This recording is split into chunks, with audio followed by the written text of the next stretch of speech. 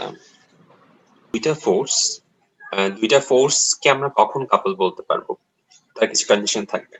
Condition গুলোকে কি দুইটা ফোর্সকে ইকুয়াল অ্যামাউন্টের হতে হবে, এটা এফ হলে এটাকেও এফ হতে হবে, দুইটাকে অপোজিট হতে হবে। তার মানে এই যে দেখো এই ফোর্সটা নিচ বরাবর কাজ করে, এটা হচ্ছে একদম 180 ডিগ্রি বরাবর কাজ করে, সো এক্স্যাক্টলি অপোজিট। তাদেরকে প্যারালাল হতে হবে, তার মানে শুধু অপোজিট হলেই হবে না, একদম 180 ডিগ্রি, এটাই বরাবর হলে এটাই বরাবর। আর প্রয়োগ বিন্দুকে ডিফারেন্ট হতে হবে, তার মানে আমি যদি একটাকে এই বরাবর দেই আর একটাকে এক্স্যাক্টলি এই বরাবর দেই, তখন কিন্তু কোনো মুভমেন্টই হবে না, একদম ফোর্সটা জিরো হয়ে যাবে। তো সেই জিনিসটাকে অ্যাভয়েড করার জন্য আমাদেরকে অবশ্যই প্রয়োগ বিন্দুটাকে, পয়েন্ট অফ অ্যাপ্লিকেশন অবশ্যই ডিফারেন্ট হতে হবে। সো দুইটা force if equal amount, opposite, parallel end point of application যদি ডিফারেন্ট হয়, ইন দ্যাট কেস আমরা ওই দুইটা ফোর্সকে বলবো কাপল। এবং এই যে কাপল ফোর্সটা একটা টাইপের ফোর্সই, এই কাপল ফোর্সের দ্বারা যে টর্কটা ক্রিয়েট হবে, টর্ক কি জিনিস সেটা আমরা লাস্টের দিন বললামই। এই কাপল ফোর্সের দ্বারা যে টর্কটা ক্রিয়েট হবে, সরি এই ফোর্স গুলা দ্বারা যদি দুইটা বল যদি এরকম ক্রাইটেরিয়া ফুলফিল করে, তখন এই ফোর্সের জন্য যে টর্কটা ক্রিয়েট হবে তাকে আমরা বলবো কাপল। এবং টাউনের তো আমরা আগেই দেখছি এফ ইনটু টি, এটা তো গতকালকেই দেখলাম যে টর্কের ভ্যালু অলওয়েজই হচ্ছে এফ টি। বেসিক্যালি এটা F D sine theta, but যেহেতু আমরা ধরে নেই যে এইটার সাথে পারপেন্ডিকুলারলি এটা, দ্যাটস ওয়াই আমরা সাইন থিটা এখানে লিখি না। বাট যদি ফোর্সটা এভাবে যায়, কোন একটা অ্যাঙ্গেল ক্রিয়েট করে, ইন দ্যাট কেস আমরা এফ ডি সাইন থিটা লিখবো। ওকে,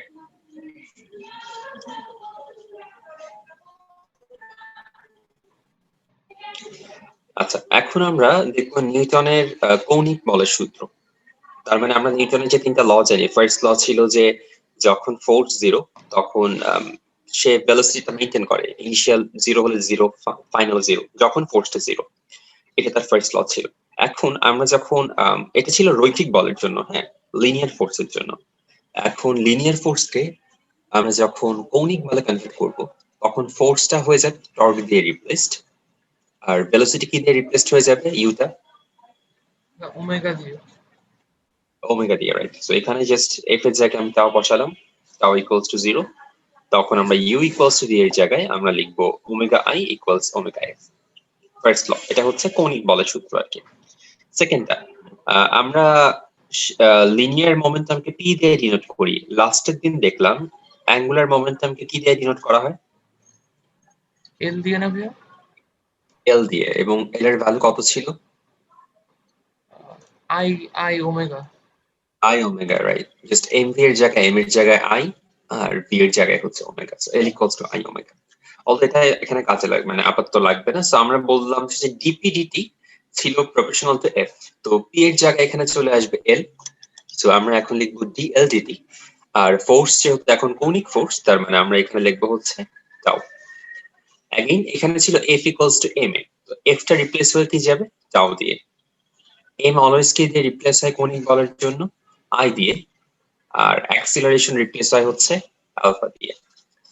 সো আলটিমেটলি আমরা চলে আসলাম tau equals to I alpha. আচ্ছা, আর থার্ড ডট তো বুঝতেই পারতেছো, এটা হচ্ছে f1 equals to f minus f2, so এখানে হয়ে যাবে টাউ1 ইকুয়ালস টু মাইনাস টাউ2। এটা হচ্ছে থার্ড ল। এবং থার্ড ল এর যে করলারিটা, যে conservation of momentum, summation of mu equals summation of mv, সেটা কি হয়ে যাবে তাহলে, mu এর জায়গায় চলে আসবে i ওমেগা, अगेन এখানে mu এর জায়গায় চলে আসবে i ওমেগা f। সো এটা আসলে কিছুই না, আমরা জাস্ট নিউটনের বলের যে রৈখিক বলের সূত্রগুলো ছিল সেগুলোকে আমরা কৌণিক বলের সূত্রতে কনভার্ট করে নিলাম। আচ্ছা, এই তিনটা তো বুঝতে পারছো মেবি, তাই না? জি ভাইয়া। আচ্ছা, আচ্ছা ভাইয়া, নাফিস, হ্যাঁ বলো। ভাইয়া লিনিয়ার মোমেন্টাম আর নরমাল মোমেন্টামের পার্থক্য কি? পার্থক্য কিছুই না, এটা জাস্ট কৌণিক বলের জন্য মোমেন্টামটা ক্যালকুলেট করতেছে, আর কিছুই না। মানে একটা বল যখন নরমালি যাচ্ছে তখন হচ্ছে আমরা ডিপিডিটি কাউন্ট করি, আর যদি সেটার কৌণিক মোমেন্টাম, মানে একটা জিনিস যখন ঘুরতে থাকে তখন আমরা সেটার কৌণিক ভরবেগটা কাউন্ট করি। এই সেখান থেকে আমরা চাইলে ইন্ডিভিজুয়ালি রৈখিক ভরবেগ বের করে ফেলতে পারবো, কোনো সমস্যা নাই। যেমন এইখানে আমি যখন কৌণিক একটা জিনিস ঘুরে সেটাকে থিটা দিয়ে এক্সপ্রেস করি না, আমরা তো চাইলে থিটা থেকেও normal s equals to r theta দিয়ে অ্যাকচুয়ালি কতটুকু ট্রাভেল করলো সেটা বের করে ফেলতে পারি। জি ভাইয়া। থিটাটা জাস্ট কৌণিকের জন্য মেজারমেন্ট, এখানেও সেম ব্যাপার, এল হচ্ছে জাস্ট কৌণিকের জন্য মেজারমেন্ট, আমরা চাইলে এখান থেকে নরমাল মোমেন্টাম বের করতে পারি আর কি। বুঝছি ভাইয়া। জাস্ট এল এর সাথে যদি আমরা আর মাল্টিপ্লাই করি তাহলেই হচ্ছে আমরা মানে ওই যে মানে সরি এল এর সাথে না, পি এর সাথে যদি আর মাল্টিপ্লাই করি তাহলেই হচ্ছে আমরা এল পেয়ে যাই। এটা কিভাবে বুঝলাম দেখো, আমরা বোরের সেকেন্ড লতে একটা জিনিস পড়ছিলাম না, যে কৌণিক ভরবেগ equals to mvr equals to nh by twice pi। জি ভাইয়া।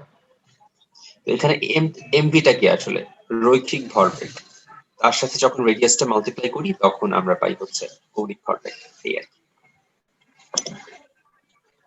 ওকে, আচ্ছা তাহমিদ আচ্ছা, তো এখানে দেখাচ্ছে আইস স্কেটিং কোন কেসে, ধরো যদি বলা হয় যে হাত প্রসারিত করলে কিরকম চেঞ্জ হবে বা হাত সংকুচিত করে রাখলে কিরকম চেঞ্জ হবে। প্রথম কেসটা দেখো, এখানে আমরা একটা জিনিস মনে রাখবো যে কনজারভেশন অফ মোমেন্টাম এটা কিন্তু অলওয়েজ ফলো করবে। তার মানে সব কেসেই, যে কোনো কেসেই L I equals to L F হবে, অথবা আমরা বলতে পারি যে I I omega I equals to I F omega F, যে কোনো কেসেই হবে। তো যখন সে হাতটা প্রসারিত করে তখন কি আই এর ভ্যালুটা বেড়ে যায় না, বিকজ আমরা জানি I equals to m r square, তার সাথে কিছু কোএফিসিয়েন্ট থাকতে পারে। তো আর এর উপর যেহেতু ডিপেন্ডেন্ট, আরটা যেহেতু বেড়ে যাচ্ছে মানে কি আই এর ভ্যালুটা বেড়ে যাবে। ফার্স্ট কেস সেকেন্ড কেস দেখো, তার মানে আমরা এটা বলতে পারি যে I i is greater than I f, এটা বলা যায় না, এটা যদি আই ধরো আর এটা যদি এফ ধরো। জি ভাইয়া। সো দুইটা যেহেতু ইকুয়াল তার মানে ডেফিনেটলি এটাও বলতে পারি যে omega F greater than omega I, যেহেতু দুইটাকে ইকুয়াল হতে হবে মাল্টিপ্লিকেশন, এটা এটার চেয়ে বড় মানে কি অবশ্যই omega I K omega F এর চেয়ে বড় হতে হবে। জি ভাইয়া। সো এটা বোঝা গেল যে যদি হাত এভাবে সব ভাই এই প্রসারিত না জিনিসটা করে, একটু আবার বলবেন? হ্যাঁ আচ্ছা আমি রেশিও দিয়ে দেখাই। সো আমি এখান থেকে লিখতে পারি I I by I F equals হচ্ছে omega F by omega I. তার মানে কি যদি আই আইটা বেশি হয় তাহলে কি ডেফিনেটলি ওমেগা এফ টা বেশি হবে না? জি ভাইয়া। তার মানে আই এফ টা কম, আমি এভাবে চিন্তা করি আই এফ কম হলে ওমেগা এফ বেশি হবে। তো এই কেসটাতে দেখো যেহেতু রেডিয়াসটা কমে গেল সেকেন্ড কেসে, তার মানে আই এফ এর ভ্যালুটা এখানে কম, এবং যেহেতু আই এফ এর ভ্যালুটা এখানে কম তার মানে এখানে ওমেগা এফ এর ভ্যালুটা বেশি। ওমেগা এফ এর ভ্যালু বেশি হওয়ার অর্থ হচ্ছে মেয়েটা আরো ফাস্টার ঘুরতে পারবে আগের চেয়ে, মানে হাত প্রসারিত করে যত ফাস্ট ঘুরতে পারতো সে যদি হাতটাকে সংকুচিত করে এইভাবে রাখে তাহলে আরো ফাস্টার ঘুরতে পারবে, বিকজ ওমেগা এফটা বেড়ে গেল। বুঝতে পারছো? জি ভাইয়া। আরেকবার বলবো? বুঝছি ভাইয়া। ওকে,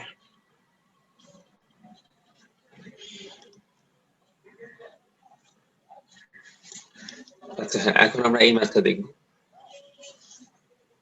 ওকে, তোমরা এটা নিজেরাই ট্রাই করো।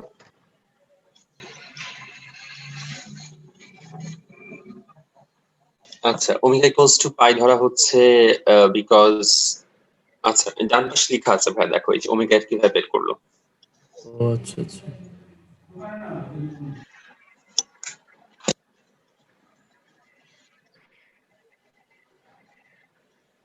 ফর্মুলা জানি যে 2 পাই বাই টি, অথবা তুমি আরেকটা ফর্মুলা ইউজ করতে পারো, এটা বেশি effective, 2 pi N by T. এখানে এন এন এন দিয়ে বোঝানো হচ্ছে কতবার ঘুরলো, আর টি দিয়ে বোঝানো হচ্ছে যে কত সময় ঘুরলো।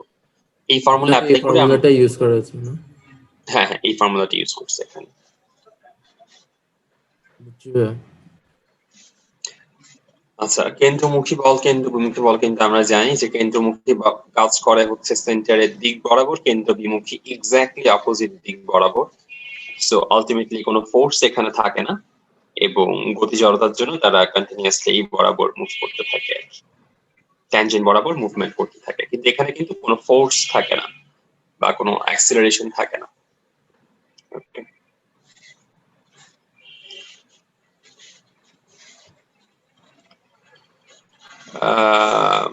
ফোর্স থাকে না বলতে নেট ফোর্স থাকে না আর কি, একজন আরেকজন ক্যান্সেল করে দেয়। ওকে, সো যে কোনো ঘূর্ণনশীল বস্তুতে Fc equals to mv square by r, সেটা কেন্দ্র মানে সেন্ট্রিপেটাল ফোর্সের ভ্যালু, এটা সেন্ট্রিফিউগাল ফোর্সের ভ্যালু এক্স্যাক্টলি সমান।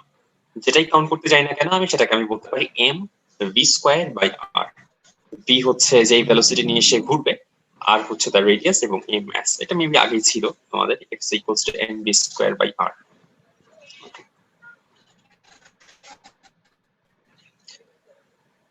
আচ্ছা, এখন যেখানে আসবো আমরা রেসিং এর ব্যাপারটা, যে গাড়ির ঘোরাঘুরির যে ব্যাপার, যে আমরা দেখি না কখনো রেসিং এ দেখছো যে ইয়া করা হয়, বেঁকে যায়, যে এখানে যেরকম বাঁকে, মানে বেসিক্যালি উড়াতে আর কি, যেগুলো কম্পিটিশন হয় আর কি, ফর্মুলা ওয়ান রেসিং কি দেখছো কেউ? জি ভাইয়া। হ্যাঁ, তো এখানে দেখো যেরকম বেঁকে যাচ্ছে, কেন বেঁকে যায় তারা, এটা নিয়ে আমরা একটু কথাবার্তা বলবো। তো প্রথমে খুব একটা সিম্পল ব্যাপার, যে একটা জিনিস যখন মুভ করতেছে সে যদি বেঁকে না যাইতো তখন কি হইতো, সেন্ট্রিফিউগাল ফোর্সের জন্য সে বাইরের দিকে ছিটকে যেত, বিকজ এটা তো একটা ঘূর্ণনশীল বস্তু, এই পুরো সিস্টেমটা, মানুষটা এবং বাইকটা দুইজন মিলে। তো সে যেহেতু একটা ঘূর্ণনশীল বস্তু, সে যদি ফোর্স না দেয় সে কিন্তু বাইরের দিকে ছিটকে যাবে।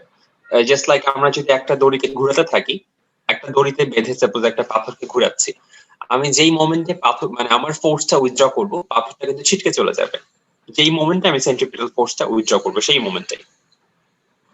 এখানেও তাই হচ্ছে, সে যাতে এই ফোর্সটা সে উইথড্র করে না, সে একটু বেঁকে যায় যাতে সে হচ্ছে সেন্টারের দিকে চেপে থাকে, আদারওয়াইজ সে ছিটকে পড়ে যাবে। Okay. তো এখানে যে কথাটা বলা হচ্ছে দেখো, এই জিনিসটাকে যদি স্টেবল থাকতে হয়, মানে এই বাইকটা এবং মানুষটাকে যদি স্টেবল থাকতে হয়, তখন চারপাশ থেকে কিন্তু ফোর্সের ভ্যালু ইকুয়াল হতে হবে। তার মানে উপরের দিকে যেই ফোর্স, নিচের দিকে ফোর্সের ভ্যালু তাই হতে হবে। আবার ডান পাশে যে ফোর্স, বাম পাশে ফোর্সের ভ্যালু তাই হতে হবে। তো এখানে সেটাই বলা হচ্ছে যে ওয়াই অক্ষ বরাবর, এই যে এখানে এটা হচ্ছে এমজি, এবং ওয়াই এক্সিস বরাবর যে ফোর্স সেটা হচ্ছে আর কস থিটা, আর কস থিটা হচ্ছে এমজি কে নিউট্রালাইজ করে দিচ্ছে। আর এফসি হচ্ছে এমভি স্কয়ার বাই আর। এটা কেন এফসি বললাম, কস তার যে সেন্টারের বাইরের দিকে চলে যাওয়ার যে প্রবণতাটা, হ্যাঁ এটা হচ্ছে সেন্ট্রিফিউগাল ফোর্স। আর আর সাইন থিটা, সে যেটা বেঁকে যে ফোর্সটা সে অ্যাপ্লাই করবে, আর সাইন থিটা দিয়ে সে হচ্ছে এমভি স্কয়ার বাই আর কে প্রশমিত করলো। সো এই হচ্ছে আর কি আমাদের ব্যাপার। সো আলটিমেটলি এখানে আর সাইন থিটা ফোর্সটাই হচ্ছে এই যে সেন্ট্রিফিউগাল এমভি স্কয়ার বাই আর, তাকে নিউট্রালাইজ করে দেয় এবং সে হচ্ছে ব্যালেন্সে থাকে। আচ্ছা, ওকে, সো এটা হচ্ছে ফিগারটা, এমজি আর কস থিটা আর সাইন থিটা আর সেন্ট্রিফিউগাল ফোর্স। তো এই সেন্ট্রিফিউগাল লাইনটা খুব ফোর্স বেশ ভালো। ভিতরের দিকে কাজ হ্যাঁ, করে নাকি বাইরের দিকে? মানে কম্পিউটার সেন্ট্রিফিউগাল বাইরের দিকে, আচ্ছা, সেন্ট্রিপেটাল হচ্ছে ভিতরের দিকে, সেন্ট্রিফিউগাল বাইরের দিকে। বাইরের দিকে যেটা সে যাতে না যায় এই জন্য সে একটু বেঁকে যায়, এবং আর সাইন থিটা এই বরাবর তাকে নিউট্রালাইজ করে ফেলে। জি ভাই। আচ্ছা,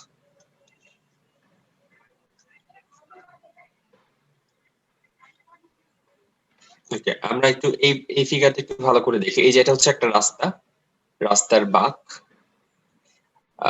আমরা নর্মালি তো আমরা যখন গাড়ি চালাই আমরা কিন্তু বেঁকে যাই না, যারা রেসার তারা হচ্ছে বেঁকে যায়, আমরা কিন্তু নর্মালি যাই। তো এই আমাদের যাতে সেন্ট্রিফিউগাল ফোর্সের জন্য কোনো ঝামেলা টামেলা না হয় এই জন্য করা হয় কি, দেখবা যে রাস্তার এই মাথা একটু বোঝা যাচ্ছে মনে হয় এই জিনিসটা একটু উঁচা, তাই না? এই যে একটা হাইট দিয়ে দেওয়া এক্সট্রা, এই পাশটা থেকে এই পাশটা একটু উঁচা, ফিগারে বোঝানো একটু কঠিন, মোটামুটি একটু বোঝা যাচ্ছে। আচ্ছা, এই যে হাইট দেওয়া হচ্ছে, এক্সট্রা একটু হাইট দেওয়া হচ্ছে, এবং এই হাইটের জন্য যেখানে একটা কোণ প্রডিউস হচ্ছে তাদের মধ্যে, এই যে এই থিটা হচ্ছে কোণ, এই কোণটাকে বলা হচ্ছে ব্যাংকিং কোণ।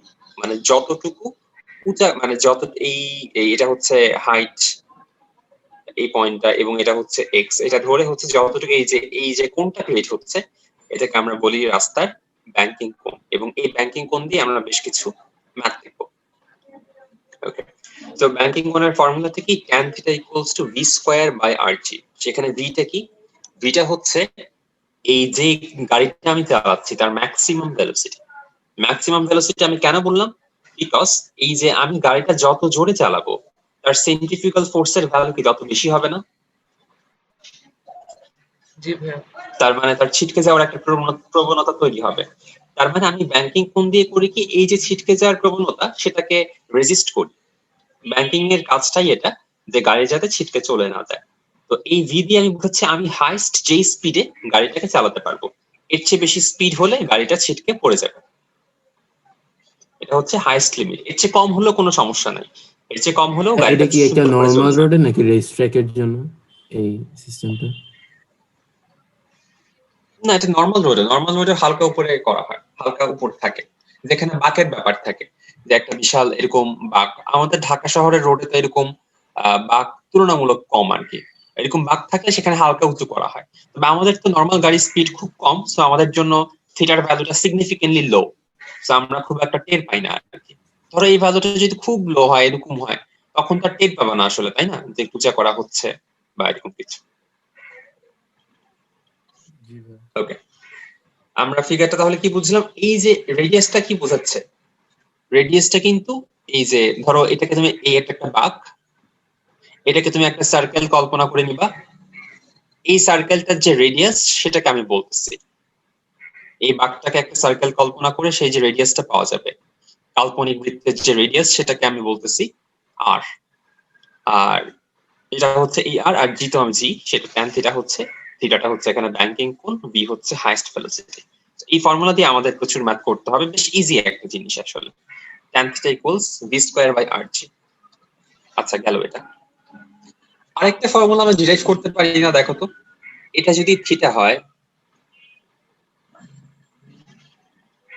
এটা কিভাবে বলা যায়, এই ডিসটেন্সটা যদি এক্স হয়, রাস্তার যে পুরুত্বটা এক্স হয়,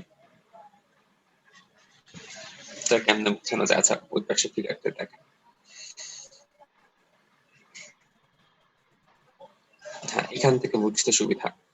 এখানে দেখো, এটাকে বলা হচ্ছে হাইট, এবং এই দিটা হচ্ছে রাস্তার যে প্রশস্ততা, উইথ অফ দ্য রোড, এটাকে নরমালি এইভাবে ডিনোট করা হয়, or breadth of the road.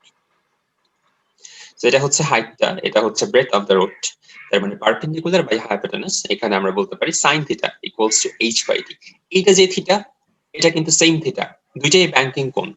যখন আমরা ট্যান থিটা বলবো তখন আমরা লিখবো ভি স্কয়ার বাই আর জি, আর যখন সাইন থিটা বলবো তখন হচ্ছে এইচ বাই ডি। এইচ দিয়ে কি বোঝাচ্ছে, রাস্তার হাইটটা বোঝাচ্ছে, মানে এক পাশ থেকে অন্য পাশটা কতটুকু উঁচু করলো সেটা বোঝাচ্ছে। আর ডি দিয়ে কি বোঝাচ্ছে, রাস্তার উইথটা কত সেটা বোঝাচ্ছে।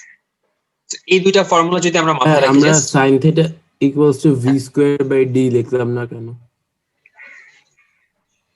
এই ট্যান থিটাটা তো আসছে ভাই ওই দুইটা ফর্মুলা থেকে, যে R sine theta equals to ছিল হচ্ছে M V square by R, আর R cos theta equals to ছিল এম জি। ও আমি যখন ভাগ করি তখন tan theta equals to V square by R থাকে, আর জি থাকে আর কি, সেখান থেকে আসছে। আর সাইন থিটা তো আমি ট্রিগোনোমেট্রিক জাস্ট নরমাল ক্যালকুলেশন করে বের করলাম। বুঝছি। আচ্ছা, তো এই দুইটা ম্যাথ, এই দুইটা ইকুয়েশন জানলেই আমাদের ব্যাংকিং এ কোনো আর কোনো প্রবলেম হবে না আশা করা যায়। ওকে, তোমরা এখন সি আর ডিটা একটু করার চেষ্টা করো, ব্যাংকিং অ্যাঙ্গেল আর হাইটটা কত। হ্যাঁ, এখানে আর আর ডি দুটোই কি সেম ভ্যালু? না না না, ডিটা আচ্ছা আমি ফিগারটাতে একটু যাই, ডিটা তো হচ্ছে রাস্তার যে প্রশস্ততা ওইটা, ও আচ্ছা আচ্ছা, বুঝছি ভাইয়া। এটা, আর আরটা হচ্ছে সার্কেলটা, এটাকে একটা সার্কেল কল্পনা করে তার যে রেডিয়াসটা। জি ভাইয়া, বুঝছি। সি আর ডিটা তোমরা একটু করার চেষ্টা করো। অ্যাডমিশনে কি ইন্ডিয়ার বই থেকে কোশ্চেন করা হয়?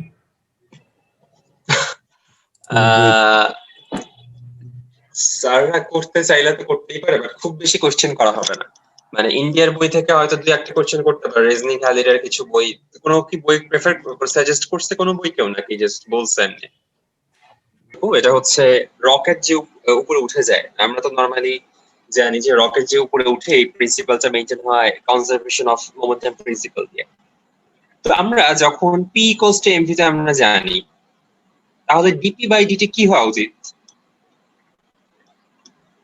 এম নরমাল কেসে আমি আচ্ছা পুরোটা আগে লিখি, ব্যাপারটা হচ্ছে এরকম ডিডিটি অফ এমভি।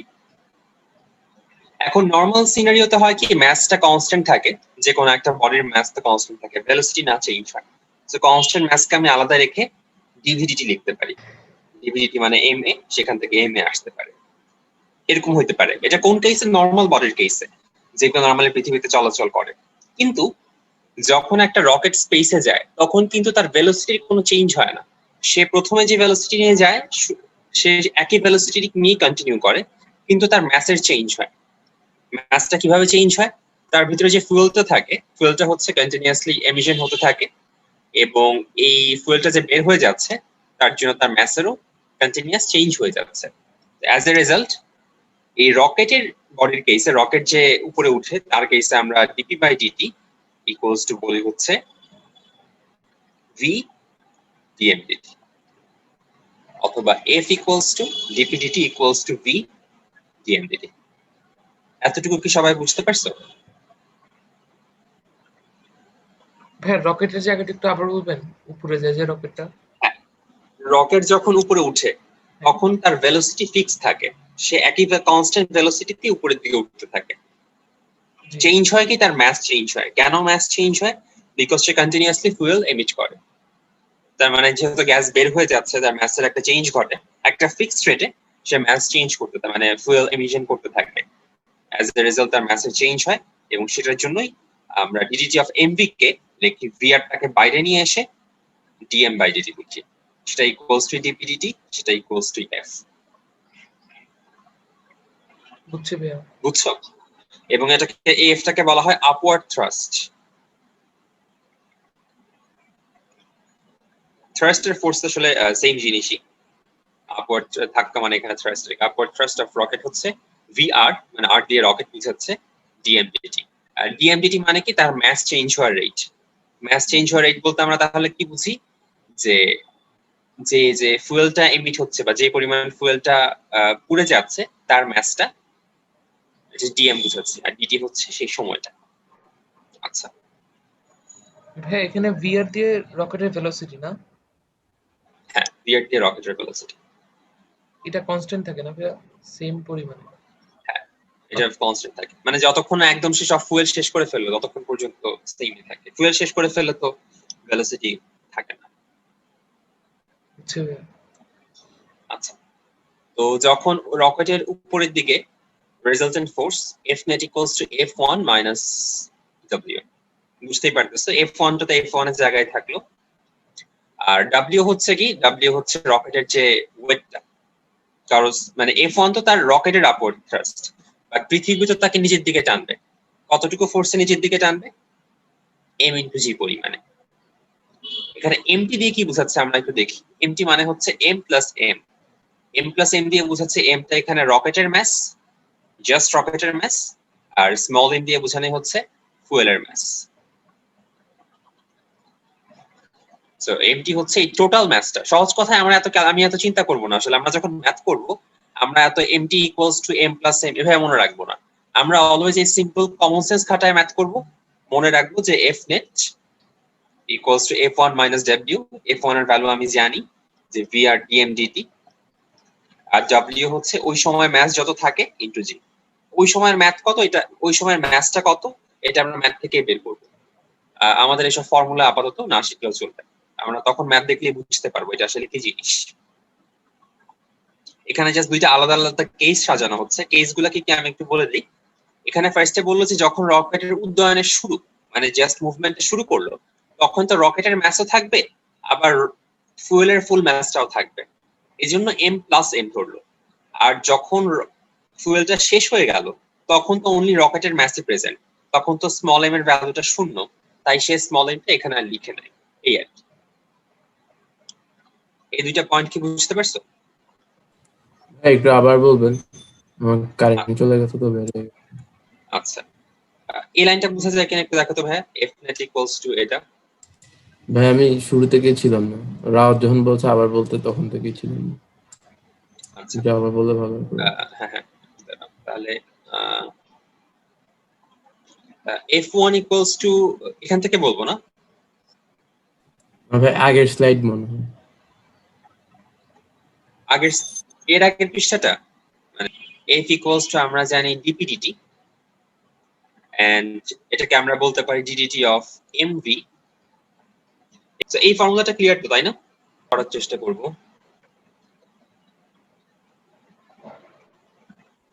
ঠিক আছে। আচ্ছা, সো প্রথম কোশ্চেনটা হচ্ছে upward thrust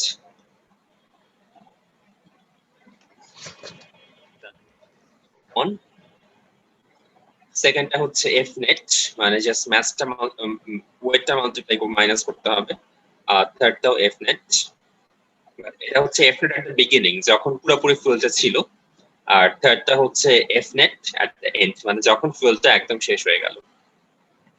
আর কোনটা কি মনে হয় তোমরা বুঝতে পারতেছো? এটা রকেটের এটা হচ্ছে ফুয়েলের মাস, এটা হচ্ছে ফুয়েল সহ রকেটের মাস, এটা হচ্ছে রকেটের ভেলোসিটি, এই 200 কেজি পার সেকেন্ড, তার মানে এটা হচ্ছে dm/dt। ওকে, তোমরা ট্রাই করতে পারো এখন নাম্বার 1 2 3, তাই না?